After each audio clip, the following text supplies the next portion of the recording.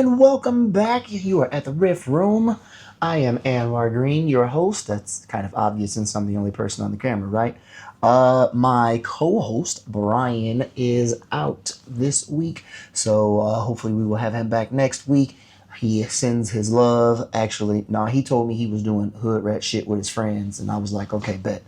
But in case this is your first time, I am here giving you what's going on in Nevada and in Washington, D.C., hopefully in 15 minutes or less. So, I'm here talking about stuff you should care about and telling you why you should care about it because everything I talk about affects you directly.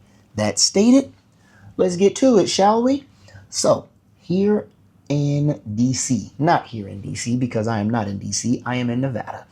Anyhow, talking about DC, for starters, we are still talking about the $4.5 trillion resolution that's in the House.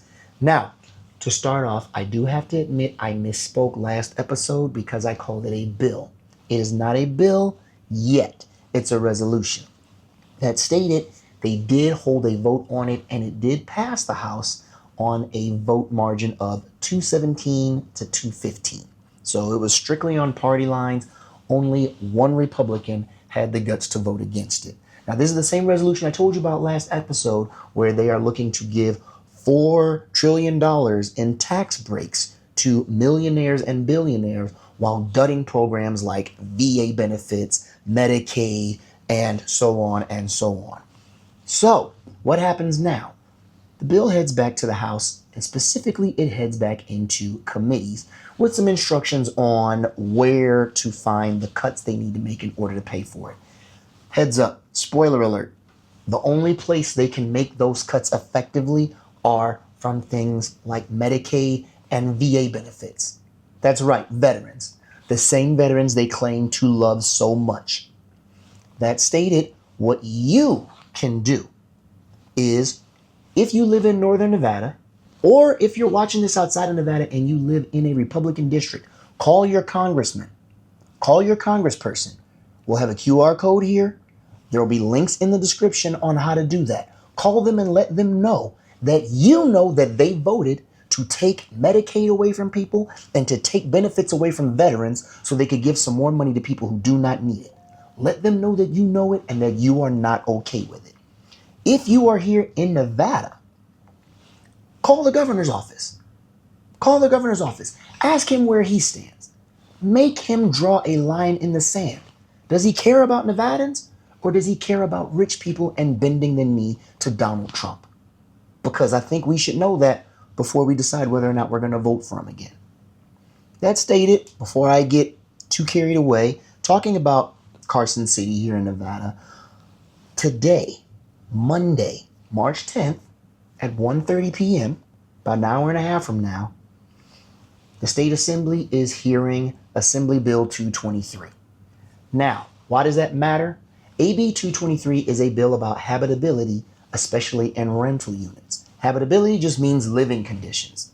So, this is a bill that addresses often poor living conditions in rental units here in Nevada. I don't know if you've ever gone around and I don't know if you've ever lived in a place that was less than livable, or if you've had friends who lived in places that are less than livable, but it is a real problem here in Nevada. Having gone and talked to tenants in different places that I can't name here because I can't afford the lawsuit, yet send me more viewers.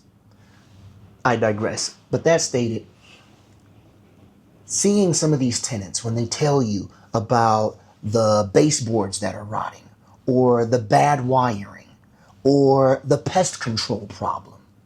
And it's heartbreaking. And a lot of people say, well, if it's that bad, why don't you just move? But when you're on a fixed income and you require or you rely on Section 8 to survive, and they're the only place that takes Section 8, you're kind of stuck. And because you're stuck, a lot of the time these landlords say, well, they'll deal with it. And I know this because that was my experience. I moved into a place because if I hadn't moved there, I would have been homeless. Just being all the way putting it out there. And I remember talking with the landlord, signing the lease, handing him my money. We shook hands. He drove off. I opened the cabinet, and imagine having a handful of pennies and throwing them across the table. Imagine that's roaches. That was my reality. And every cabinet I opened, that's what happened. Like, it was so bad, I opened the refrigerator, and they were in the refrigerator. You ever had roaches chilling in your refrigerator? No pun intended. But imagine having to live like that. And imagine having to live like that because you can't live anywhere else. Like, you're paying rent for a roof over your head, but the living conditions are just like living outside. So that stated, if you are living, or if you've ever lived in a place with faulty wiring or utilities that didn't work, that's electricity, gas, clean water, running water. If you've ever lived in a place that had those problems or a pest control problem, call into the hearing, share your story, let these people know why it is so important. Again, we'll have a link in the description, so you'll be able to click right in and get straight into the hearing. You can attend it virtually. You don't even have to leave your house. So that stated, before we get out of here, I want to talk about something. Because earlier last week, we saw Trump, and actually over the last month, we've seen Donald Trump bragging about pulling us out of NATO. And last week, he posed the question, would NATO protect us if we were under attack? He named France, and then he said, other countries I won't name because he forgot the other countries that are in NATO. He's not fooling any of us. But he asked, would they protect us? And he said, I don't think they would. Article 5, NATO's Article 5 says an attack on one country is an attack on all the countries in NATO. Article 5 has only been implemented once in history. Do you know when that was? 9/11. So when America was attacked, France and the other countries that Donald Trump does not remember, they all banded together to protect the United States, because an attack on one of us is an attack on all of us. Pulling out of NATO is not a good idea. Trying to align with authoritarian countries is not a good idea. And while it feels good to say to the people who voted for this is your fault, and it feels good to cuss them out, it's time to start paying attention. We got to focus, because the man is trying to get us fucking killed. That's my rant.